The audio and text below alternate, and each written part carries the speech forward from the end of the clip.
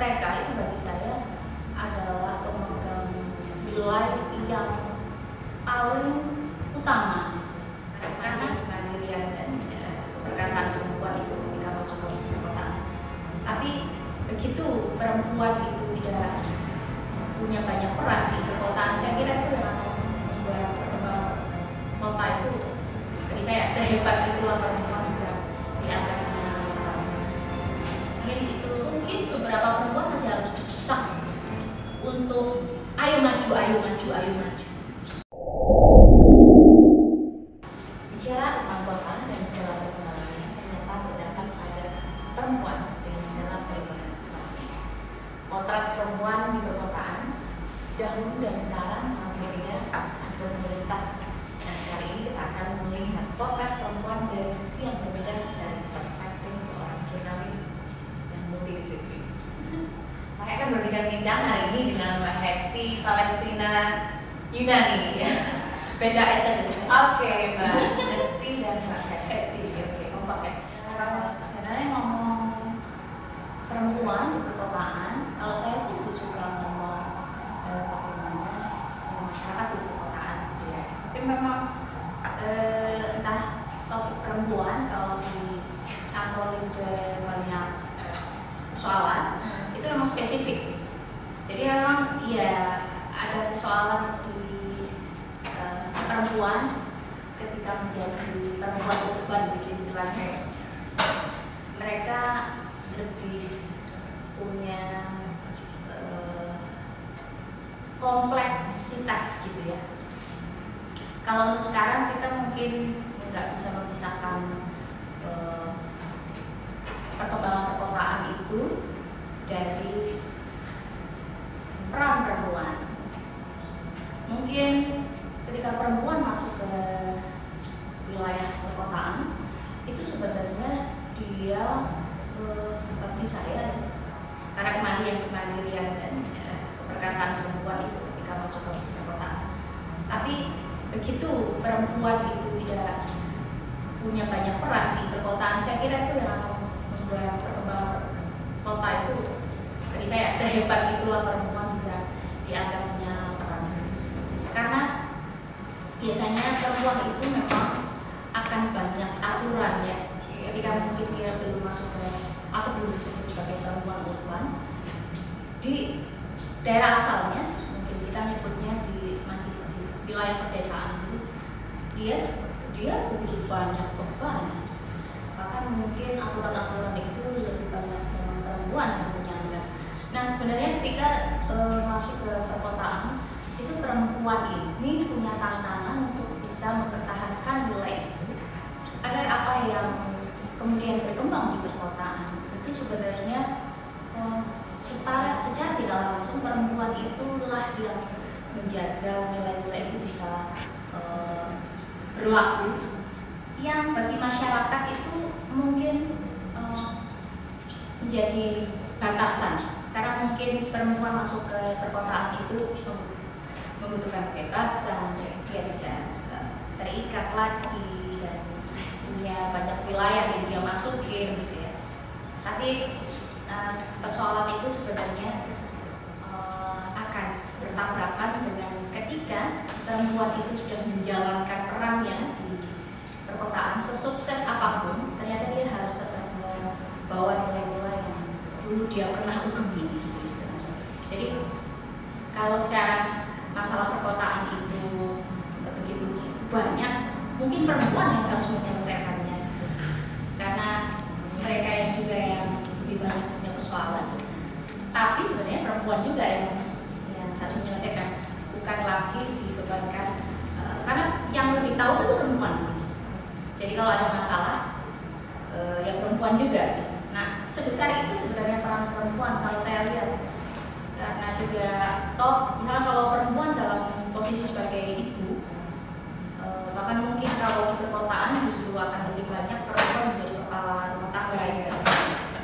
Mungkin itu perlu saya gitu untuk membuat posisi sebenarnya perempuan ada di mana gitu, dan persoalannya apa, nanti detailnya kita bisa melihat.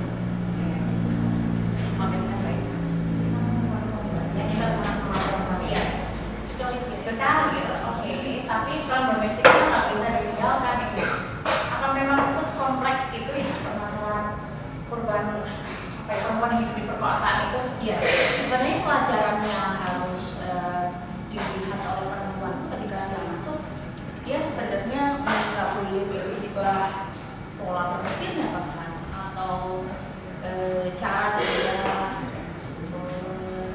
mengambil strategi yang tepat, karena justru ketika dia dulu jauh sebelum dia masuk ke perkotaan itu kan sebenarnya yang tidak membatasi antara peran perempuan dan laki-laki. Kalau di desa, Anda lihat misalkan di pesawahan ya, kan juga tidak lagi dipisah bahwa perempuan tidak bisa mengatur, tidak bisa itu semua pekerjaan yang dilakukan oleh laki-laki dan perempuan. Tapi kenapa justru mungkin kalau justru di perkotaan ya itu sudah mulai terpisah, ada perbedaan gitu loh. Kalau perempuan di wilayah publik kemudian dia tidak beres dalam wilayah domestik, itu menjadi celaan gitu. Padahal mungkin itu bentuk meluasnya peran perempuan yang sebenarnya setiap orang pun memang tidak bisa berhasil dalam semua sisi, dan itu kemudian tergantung dari pilihan. Jadi sebenarnya kalau bicara peran-peran itu, apakah perempuan ada di domestik atau di publik, itu sebenarnya hanya tinggal pilihan, lalu kemudian dia bersepakat, dan bersepakat itu tidak hanya pada pasangan, tapi di masyarakat yang sekitarnya. Misalkan soal pengasuhan anak itu tidak lagi dulu di desa mungkin persoalannya ada di limbahnya, pakainya, orang mungkin saudara-saudaranya udah beres ya. Kesepakatan itu kalau di perkotaan mungkin berbeda. Soal pengasuhan itu bisa dengan babysitter, mungkin ART yang juga bisa melakukan itu, atau pendidikan anak. Jadi sebenarnya hal-hal seperti itu bukan lagi harus dilihat kalau pendelegasian tugas-tugas domestik perempuan itu adalah tidak diusaha, tapi bagaimana memanagenya. Tapi memang ya sangat terlihat ya, kalau dulu mungkin kita diasuh oleh ibu kita, dia juga bekerja, itu karena ayah kita atau laki-laki dalam keluarga itu sudah sangat mampu untuk menjalankan perannya. Tapi begitu itu dipotret atau ditempatkan konteksnya bahwa perempuan itu di perkotaan, itu kadang sekitarnya, masyarakat sekitarnya yang justru mungkin punya banyak persoalan. Padahal ketika atau selama perempuan itu bisa berkontribusi, itu kan juga tidak lagi bisa dinilai apakah dia lebih berhasil pada ranah publik atau domestik gitu ya. Kalau misalkan dia meninggalkan ranah domestiknya, bagi saya itu juga bukan dosa gitu. Karena persoalan itu kan sebenarnya juga lagi nggak identik dengan perempuan kota lebih bebas memilih kehendaknya, dan juga begitu kan. Mungkin persoalan perkotaan dan perdesaan itu cuma persoalan wilayah kan.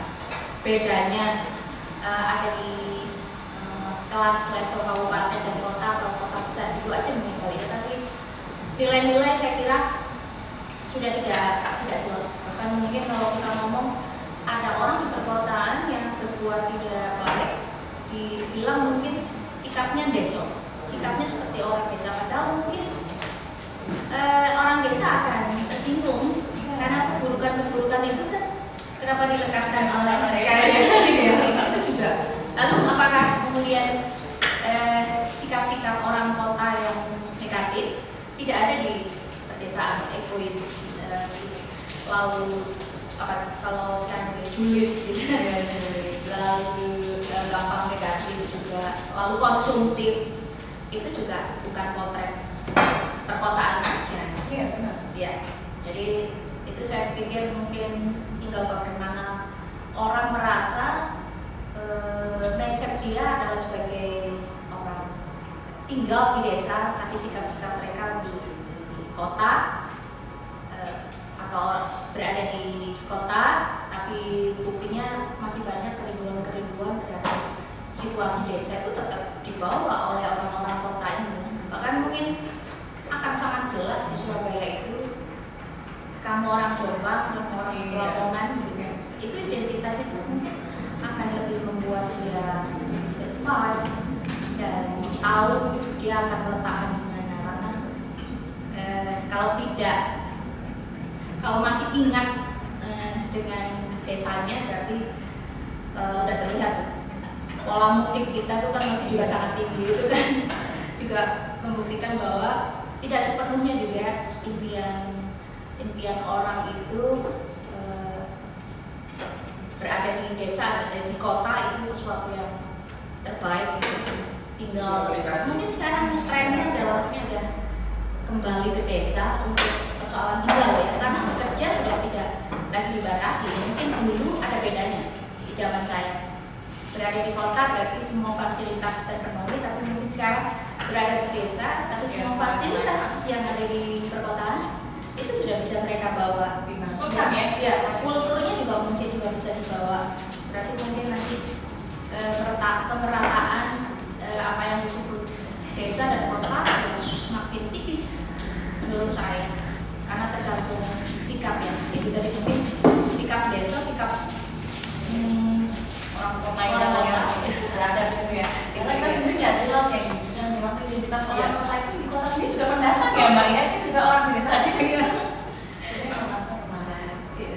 Nah terus ini mbak, kita sendiri ya sebagai perempuan, entah dalam potretnya mbak Rebecca ini gimana? Entah di desa atau di kota, perempuan sama-sama ingin bekerja atau hanya memang untuk di perkotaan saja perempuan yang sangat keras ingin mempertahankan berkarir. Nah perempuan yang mempertahankan selalu berkarir ini melakukan hal-hal mbak, kenapa mereka perempuan ini berkarir berkarir untuk apa sebenarnya? Ya sih kesejahteraan kah atau memang sebuah kebutuhan konsumerisme? Ya yang utama itu sekarang mungkin mempertahankan karir itu selalu pertimbangannya. Kalau perempuan itu nggak lagi hanya persoalan mencari uang gitu ya, mungkin yang terbesar adalah eksistensi. Karena perempuan atau laki-laki itu sama mandirinya. Jadi ketika semua orang jenis kelaminnya itu masing-masing sudah mandiri, pilihan untuk berkarir dan di mana itu sudah tidak lagi semata ditentukan karena dia ingin mencari uang misalnya.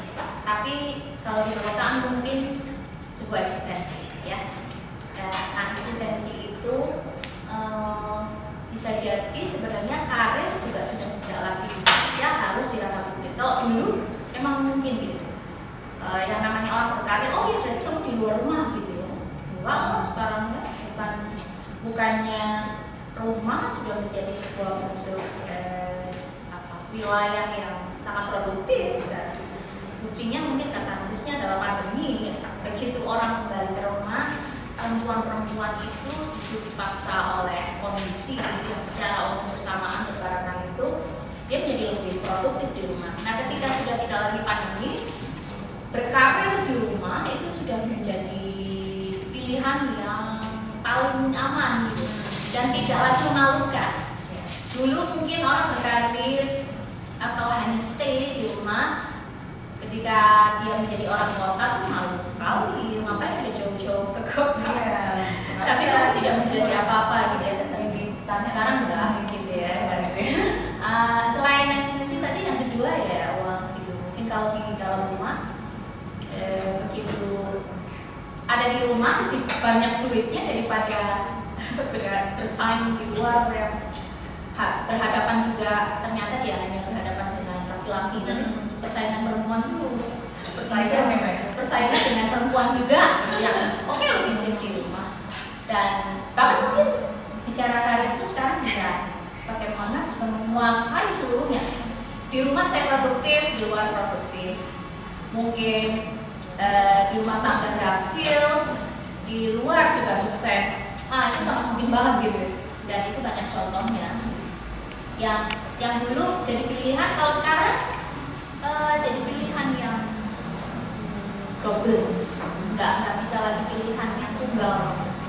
Dan partner perempuan laki-laki itu sudah makin mengerti. Malah mungkin kali laki-laki pun suka sama perempuan ya, makin beres, makin beres, dan dia tidak merasa terancam lagi karena tetap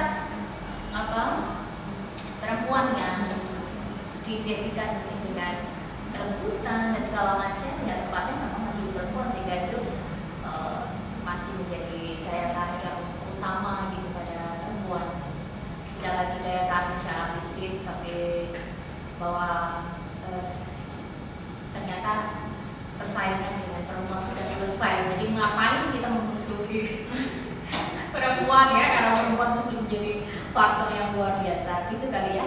Entah saya belum ngecek perspektif laki-laki sih, tapi saya ngerasa demikian.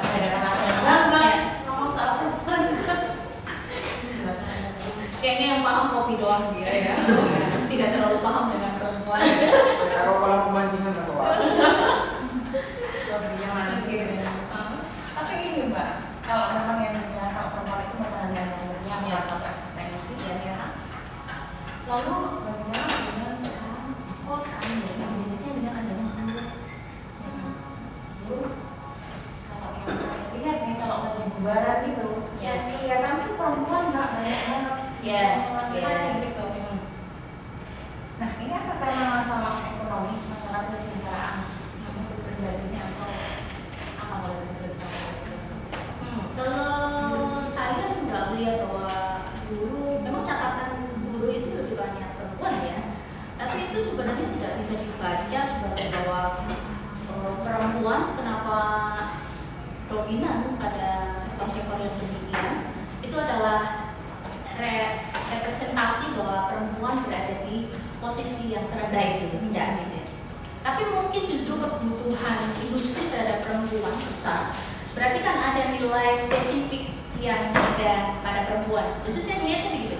Kenapa perempuan lebih dibutuhkan daripada laki-laki? Misalkan itu tipikal industri atau pabrik-pabrik yang memang perlu kinerjanya itu dipercayakan pada perempuan. Justru saya sih dari dulu lebih positif melihatnya. Nggak ada kerasa bahwa begitu buruh itu mayoritas perempuan lalu letak perempuan juga mengikuti mereka ya,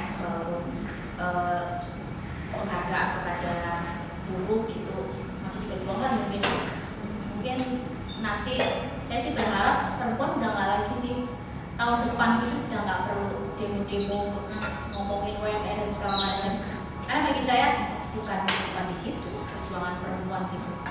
Dia lebih baik tidak hanya memperjuangkan tentang kenaikan upah atau segala macam, kan tidak dengan cara itu, dan bentuk-bentuk yang demikian kan juga bukan mereka yang melakukan mestinya gitu. Desakan-desakan itu juga tidak lagi rugi gitu. Kalau perempuan harus turun ke jalan dan segala macam, justru mungkin tantangannya kalau ingin mencari kesempatan yang lebih baik, berarti kan sebenarnya dia harus menempatkan dirinya, tidak harus masuk ke sana. Kalau misalkan nanti kebutuhan besar pada buruh perempuan, tapi justru tidak ada perlawanan perempuan, saya pikir mungkin industri akan mungkin menoleh pada laki-laki. Jadi hanya soal keseimbangan doang aja, siapa yang nanti akan memasuki ranah itu. Jadi tidak membacanya bahwa dominan perempuan lalu perempuan ingin industri lah yang ingin menempatkan rendah perempuan. Saya kira enggak. Itu betul-betul perspektif saya ya. Kita ada di kepala teman-teman yang perempuan, teman-teman perempuan yang masih berada di situ, dia merasa bahwa hak-hak mereka. Nah, kalau misalkan ada hak-hak mereka yang tidak dipenuhi, sebenarnya bukan juga harus mereka. Itu harus kita yang berada di luar begini yang sebenarnya harus memperjuangkan. Harus perempuan juga kan? Iya, enggak, malah justru enggak. Jadi bukan mereka yang harus. Kalaupun demo, saya pikir kenapa juga yang tidak demo adalah teman-teman bukan buruh, kan? Ini kan, kalau saya sih gitu ya.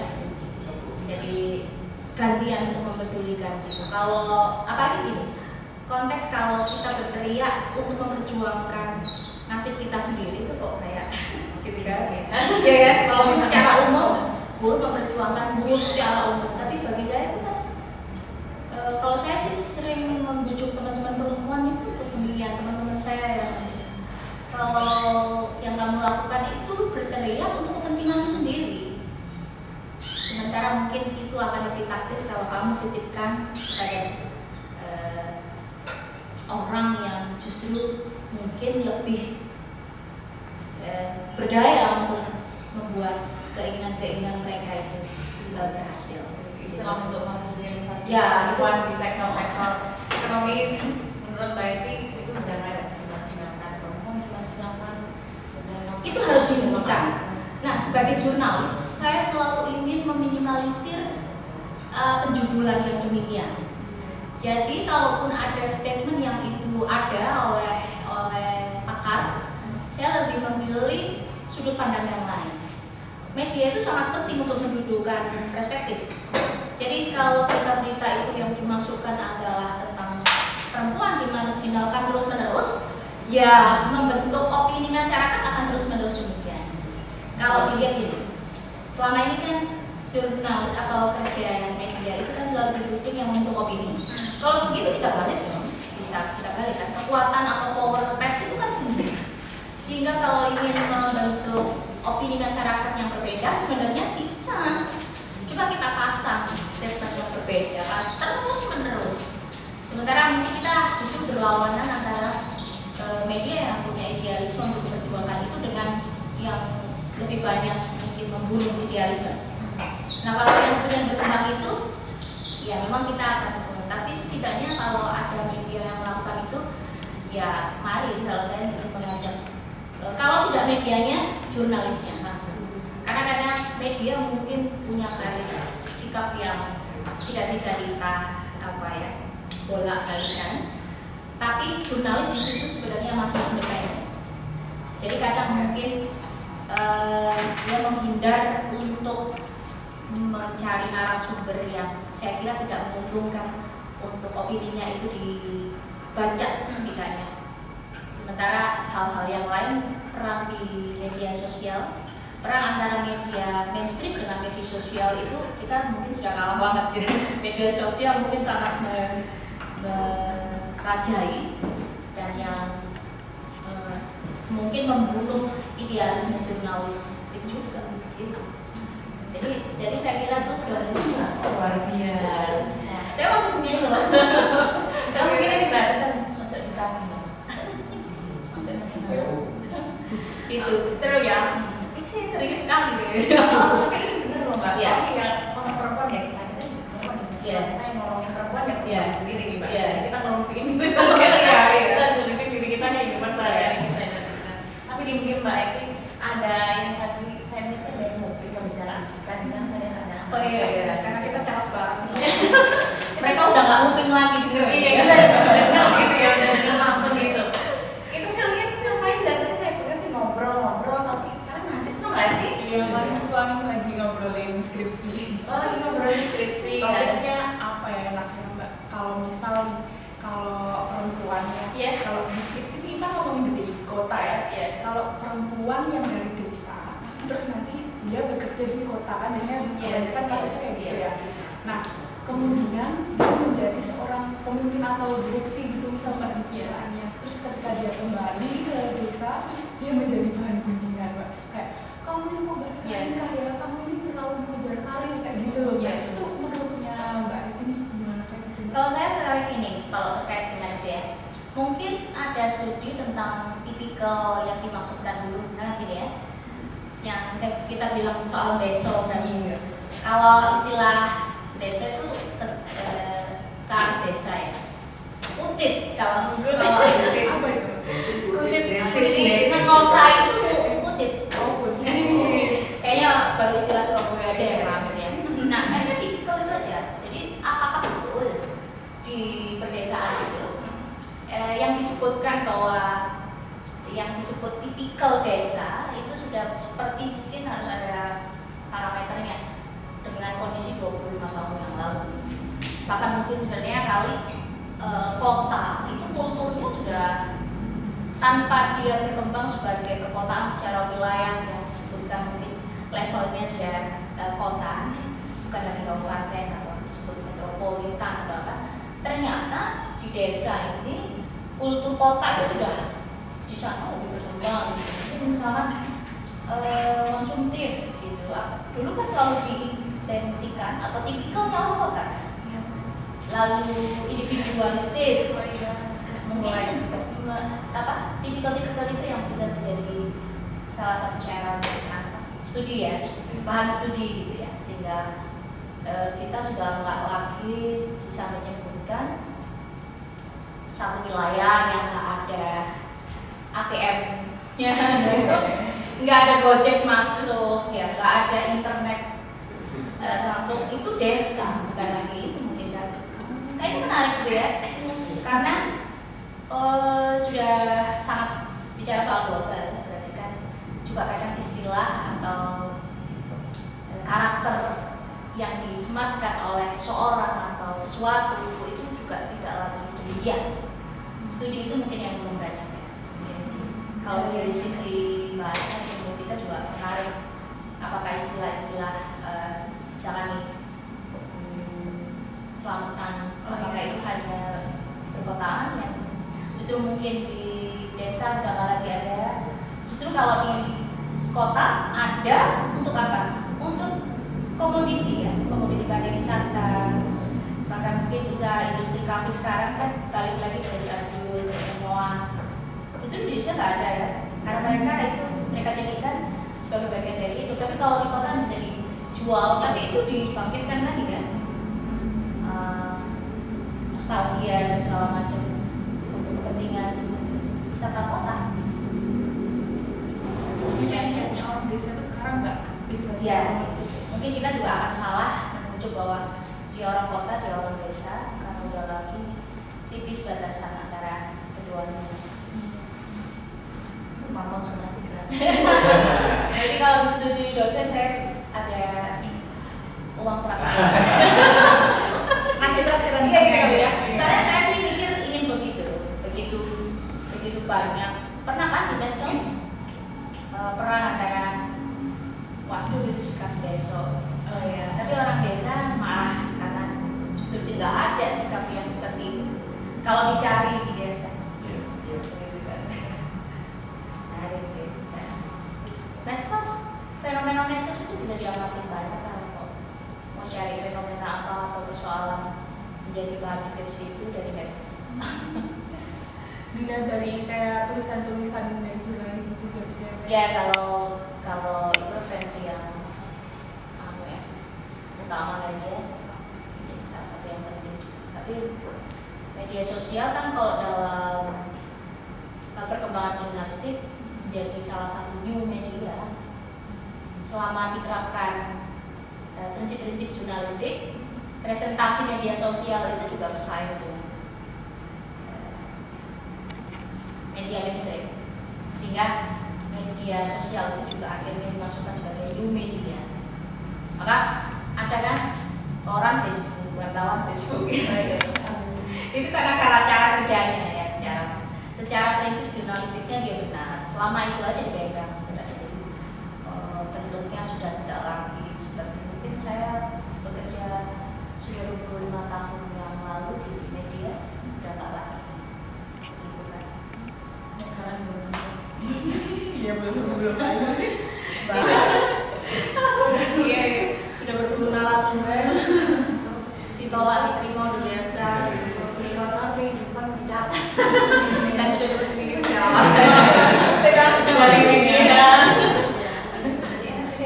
sumber itu dari media, dengan hanya menjual kata-kata ya, betul. Kan sekarang media macam-macam gitu mbak, anak-anak itu Iya. receh, Wartawan Instagram, wartawan Facebook, ada gitu loh, itu saingan kami kan, gitu. Kalau penulisnya menerapkan teknik jurnalistik yang benar ya udah mengancam kita betul. jadi jurnalis kampus. Yang benar mengancam kita. Kita ngomong kebijakan yang harus dirumuskan oleh pemerintah, harus ya masing dibedakan atau dispesifikasikan, harus diidentifikasi kebutuhan perempuan di kota itu apa sih yang harus diakomodir dalam kelompok apa sih kebutuhan atau apa sih kalau saya sih dari dulu sangat kalau saya mengkaji begitu perempuan saja saya itu kurang suka. Lalu kalau perempuan harus berjuang, juga perempuan aja yang melakukan terus atas nama perempuan tuh saya juga kurang suka.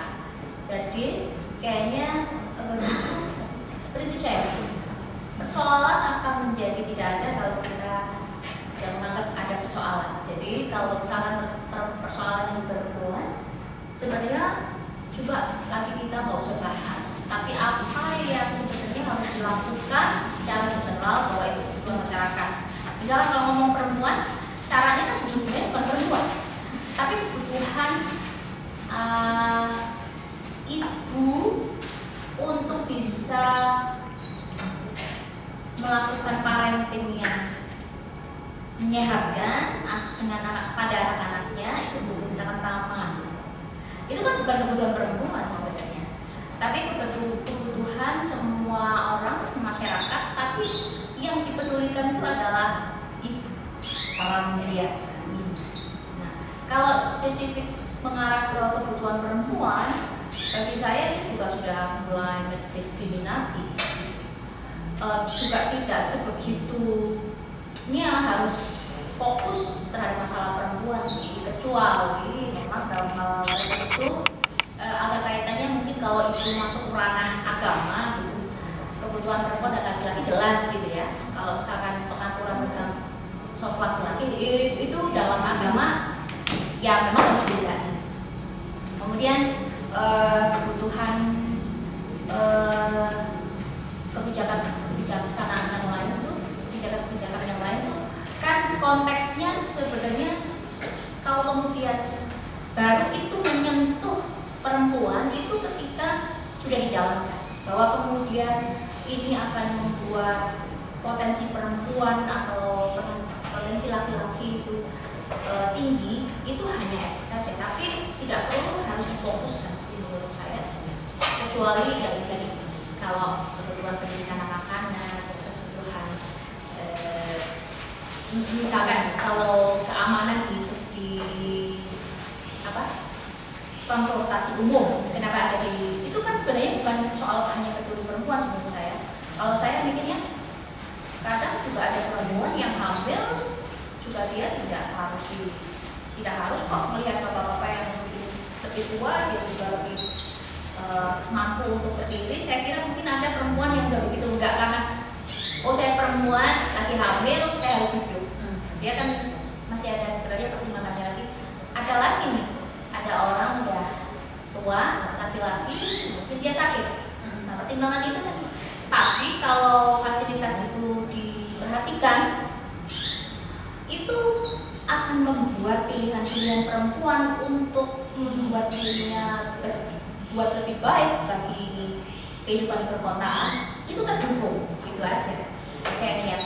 Jadi meskipun tidak secara langsung, tapi begitu perkotaan ini ditata dengan lebih baik, kemudian pemerintah peduli pada kebutuhan warganya, maka semua warga kota, entah perempuan atau laki-laki, entah itu anak-anak, akan bisa mengatur dirinya sendiri dan tentukan.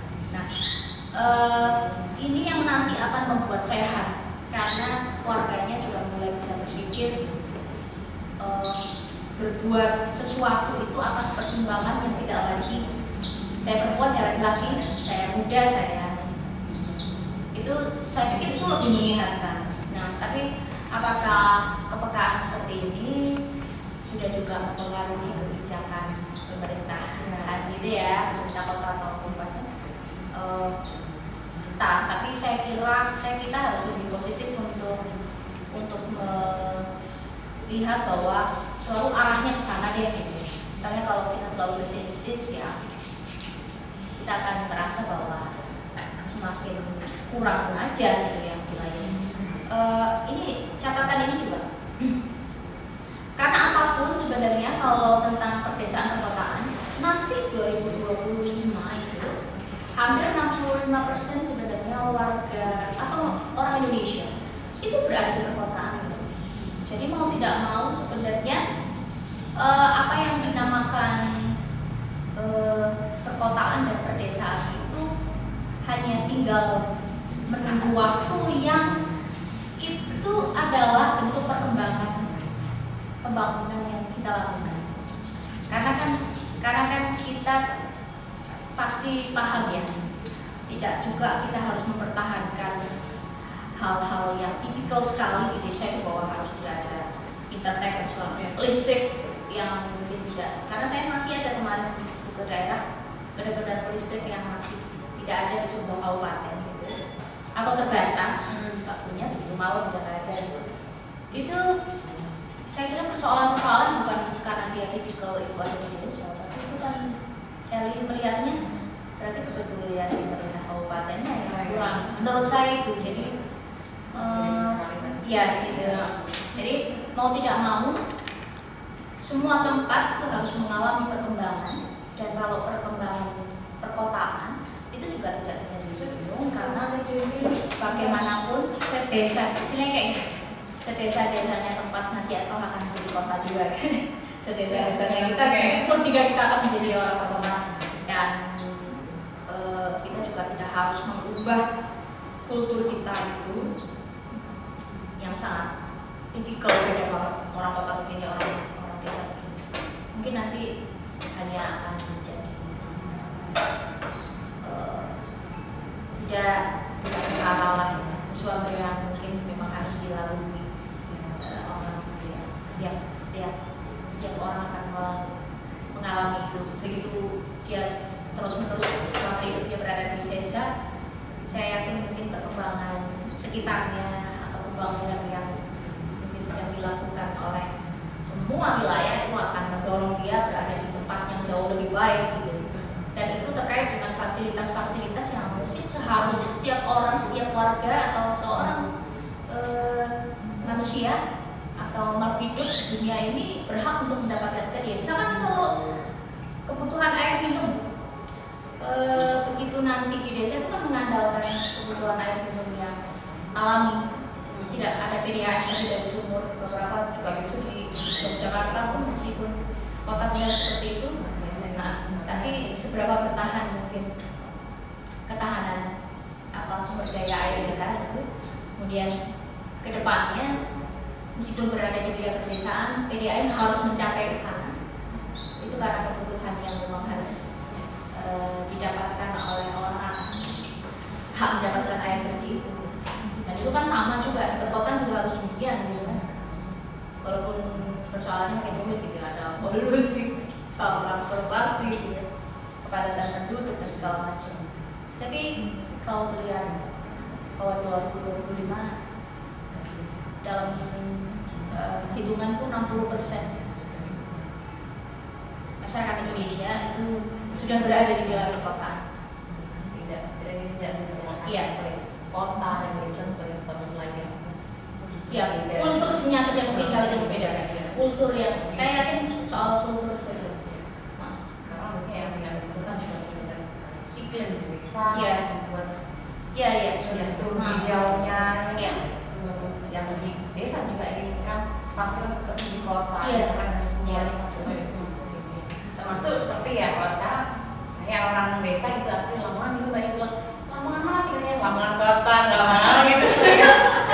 Jadi udah kan ada kotanya gitu ya Pak. Karena ini lebih break the glass production ya. Subscribe. Sebab karena itu tuh kultur yang sama loh kalau dia di desa. Semua udah begitu kan, like, komen. Apakah itu kemudian hanya dimiliki oleh orang Batak dan lagi kan? Jika kita kan masuk ke desa dengan sama kita oke dah. Iya. Berani jawab tantangan itu ya? Topiknya udah saya kasih. Ada dua kali. Nah sekarang kita ngomong perempuan dalam kebijakan Mbak. Ya. Terkontrak nggak itu selama jadi dosen? Ini kalau itu hitungan, saya banyak tahu teman-teman perempuan yang ada di legislatif ya kan, itu ternyata nggak cuma harus diperjuangkan lagi. Menurut saya tuh tidak perlu ya kuota mereka di sana harus 30% mencapai gitu ya. Tapi saya lihat beberapa ya, meskipun misalkan kuotanya tidak, itu tergantung peran yang memang. Jadi nantinya misalnya meskipun 70% perempuan ya legislatifnya itu terpilih, kalau mereka tidak kualitas yang dibutuhkan sebagai perwakilan rakyat di sana, perempuan nggak ada peran apa-apa. Jadi menurut saya, kalau apakah itu harus diletakkan tanggung jawab perempuan, kembali lagi kalau saya ngomong itu tergantung orangnya lagi ya. Yaitu memang klise. Tapi menurut saya kadang perempuan sendiri ketika sudah berada di tempat yang layak, kadang dia tidak memanfaatkan potensinya. Kalau hanya menjadi pelengkap saja bisa jadi dia terjebak juga kan. Jadi bagi saya sekarang misalkan tidak mencapai kuota atau sudah mencapai kuota, tapi 30% itu pun bisa jadi mungkin mereka justru yang mewarnai keputusan gitu. Dan udah nggak lagi bisa dilihat apakah itu perempuan yang berperan. Menurut saya nggak perlu gitu sih ngitungnya. Tapi mungkin secara internal kalau di barisan perempuan saya harus membela perempuan, ya 30% tidak cukup. Tapi apakah nanti kalau 70% kalian mampu, itu aja sih ya. Jadi kembali, apakah kita mampu? Berarti di wilayah sekecil apapun sebenarnya kita harus berperan. Cuma nanti baru terlihat kok yang berperan perempuan, ya kebetulan aja kalau menurut saya. Atau kok banyak lakinya? Ya memang udah kondisinya demikian. Kalau menurut saya begitu. Tapi mungkin beberapa perempuan masih harus didesak untuk ayo maju, ayo maju, ayo maju. Karena mungkin rumitnya persoalan perempuan tuh coba aja deh mau dandan laki-laki sama perempuan kan dirumit siapa gitu ya. Walaupun sekarang pria pun juga metroseksual yang berdandan. Jadi menurut saya jadi gambaran mungkin blok mereka adalah kerumitan-kerumitan di luar itu lebih potensinya itu memang dibawa oleh perempuan sih. Sehingga kalau nggak ada yang maju kayak begitu, ya kita harus coba lihat sih secara kualitas, kuantitas juga. Kuantitasnya kok cuma 3 nih, ya udah yang kita harus siap. Dan itu mungkin akan lebih percaya harus lintas jenis kelamin. Soalnya perempuan yang mendukung perempuan gitu, kadang ketulusannya juga kurang. Bisa jadi dia juga enggak. Kayaknya kalau saya mendukung laki-laki ini yang mendukung perempuan, itu biasanya mungkin akan lebih coba deh rasain. Kita mungkin akan lebih merasa terdukung begitu bukan perempuan yang kita didukung oleh perempuan yang laki-laki itu sebenarnya. Tadi sebaliknya kita membangun dan berarti kalau sama-sama mendukung itu peluangnya kan 50-50. Tapi kalau menjadi kualitas perempuan berpotensi sekali, sangat karena dia kan biasa punya kompleks selot gitu loh ya. Iya. Mungkin dalam katanya, mungkin macam segala macam. Kita buktikan aja dari sangka baik yang harus dibuktikan ya. Itu tinggal bahkan soal inilah kalau banyak teman-teman karena mau untuknya bahwa meletakkan emansipasi itu sejak Kartini jadi alai 1990 tadi ya. Nah kenapa gitu harus merasa bahwa sekarang pun masih kondisi Kartini mungkin dalam persoalan perempuan bagian kecil ya harus kayak gitu mungkin sepositif itu mungkin. Tapi bukan berarti setelah kita ngerasa bahwa ada apa-apa di sini, saya kan ngajak untuk tidak merasa ada masalah. Lalu kita enggak berbuat, nah itu yang mungkin akan salah. Misalkan, wah udah kuat nih perempuan, lalu kita justru balik sekarang rasanya ngantemin sesama perempuan lagi. Nah itu yang mundur ya. Dulu berjuang. Iya gitu kan. Sekarang berbalik. Perempuan tuh yang justru menjatuhkan perempuan katanya gitu, tapi itu fakta juga kan. Nah harus sendiri kita sendiri gitu, perempuan yang meletakkan perspektif itu ya biar sejarah juga ikut auranya memang ke arah yang kita tentukan itu udah dimulai di Tomo, Kartini lahir lah, ada Cutnya Adi segala macam masa ranahnya di situ aja bukan kita oh ya harus hanya mereka yang berjuang enggak gitu.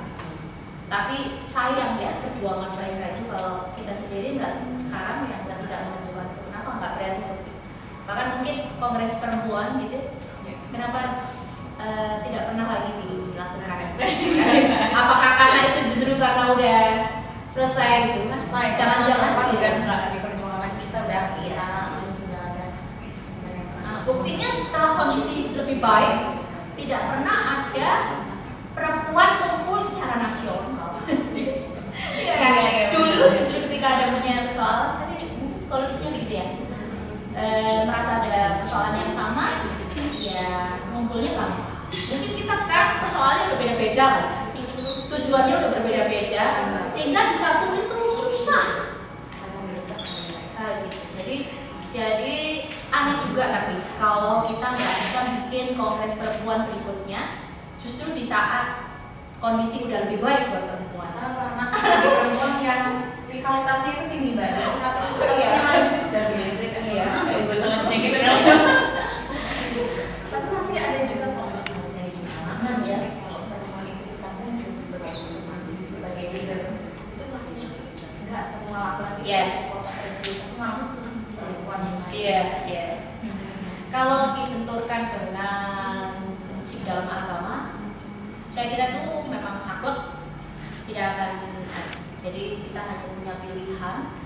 Kalau kita mempertimbangkan perempuan maju lalu dihadang hanya karena jalan perempuan, itu mungkin dasarnya aja nggak pas. Tapi soal hak asasi manusia, kesempatan, kesetaraan, segala macam, itu sudah lagi nggak perlu dihitung-hitung. Tapi kalau ada yang kemudian menyerang masih dalam koridor itu, ya mungkin tempatnya nggak di situ mestinya mereka salah gitu, karena negara ini juga bukan negara yang didasarkan dengan kau dan tahu gitu ya. Nah mungkin itu soal kesadaran aja sih menurut saya. Topik-topik itu masih akan sangat terus-menerus berlaku selama memang jualan-jualan black campaign yang kayak gitu masih laku. Nah tinggal kita punya kekuatan untuk melawan itu enggak. Sementara mungkin kalau perempuan yang diserang hanya karena jangan maju, kamu perempuan tidak boleh menjadi imam. Mungkin meskipun dia muslim menurut saya, kemudian dia memberikan perspektif yang berbeda bahwa dia maju bukan atas nama kepentingan agama dia atau bukan tidak karena memperhatikan agamanya, itu saya kira perlu untuk meyakinkan diri dengan yang sama-sama kuat. Saya pikir jadi satu kesatuan. Nggak perlu, oh perempuan harus begini, perempuan harus ada di depan. Keharusan itu ya justru mungkin akan membuat beban perempuan sendiri mau ngapain itu bingung. Kalau dibebasin saja dan tanpa judgement, saya kira mungkin akan lebih leluasa dan mudah berkolaborasi, bersinergi, bekerja sama, udah. Apakah Mbak ditentukan hostnya di sini karena ya biar secara saya kan gitu kan, perhitungan itu kan nggak ada. Mungkin karena nggak ada orang lain. Nggak ya, coba gampang. Jadi sebenarnya gitu kan, walaupun pertimbangan di depan kamera itu ada, tapi sudah nggak lagi. Bahkan mungkin standar kecantikan sudah berbeda juga. Perempuan di depan kamera itu yang makeup itu kita lihat polos-polos ya. Jadi sudah ada. Baiklah, saya nggak salah mengundang narasumber nih hari ini perspektif yang luar biasa dari seorang jurnalis yang wawasannya Outspoken disiplin. Outspoken juga sih Mbak, ini benar-benar yang anti mainstream ya, benar-benar anti mainstream yang memandang ya kita nggak usah mandang lah laki-laki perempuan, nggak usah memandang lah permasalahan perempuan. Iya, ya ada masalah gitu nggak usah jadi bagus banget sih. Selesaikan aja gitu. Selesaikan aja. Tapi bukan berarti nggak membuat apa-apa. Iya. Kita kalau ada masalah ya udah kita selesaikan, kita berbuat yang baik. Iya. Nanti dampaknya untuk dua jenis kelamin itu juga. Iya. Iya. Terima kasih Mbak Eki. Terima kasih juga. Oke. Mudah-mudahan ketemu lagi ya. Iya. Terima kasih juga. Lebih panjang. Terima kasih untuk share-nya pada teman-teman semua. Jangan lupa selalu ikuti segmen-segmen perspektif yang lain tetap di perspektif. Bye.